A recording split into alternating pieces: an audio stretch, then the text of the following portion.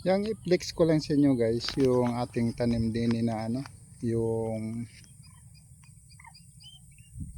palay. Yan.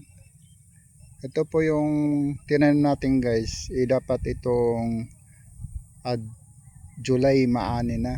Ikasa naman guys, hindi na ani gawa ng ano. Inabot siya ng bagyo.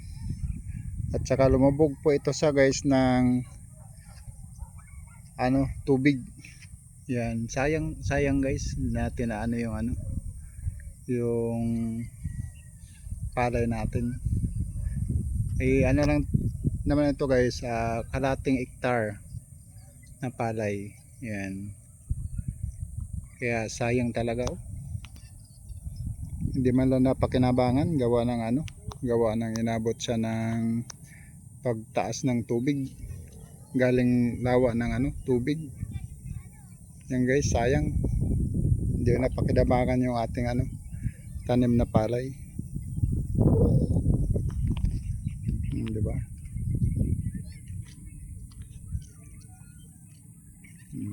Hanggang doon yan guys.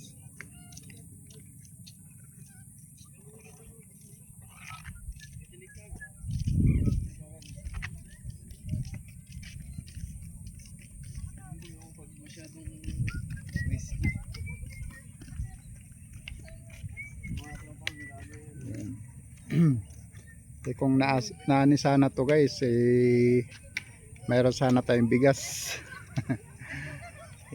Hindi sana tayo magugutom, kaso naman inabot tayo ng bagyo. Ayan.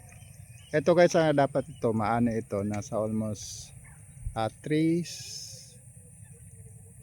sacks or 4 sack ang ano, yung malinis na guys. Kaso naman hindi na kinabangan. Talaga napakasayang ano pag inabot siya ng bagyo. Yan. Sa ngayon guys, yung bunga kasi nito nung part pa siya ng May to June ay hindi pa siya ganun ka bunga talaga. Gawa ng umuulan, init, ulan hanggang inabot ng bagyo. Kaya yan, wala tayong magawa, likas ng panahon. Kaya yan guys, thank you very much for watching. Don't forget to like, share, comment. God bless everyone. Yan, thank you. And huwag niyo kalimutan guys mag-subscribe sa ating YouTube channel na Team Quadro. Yan, thank you very much for watching.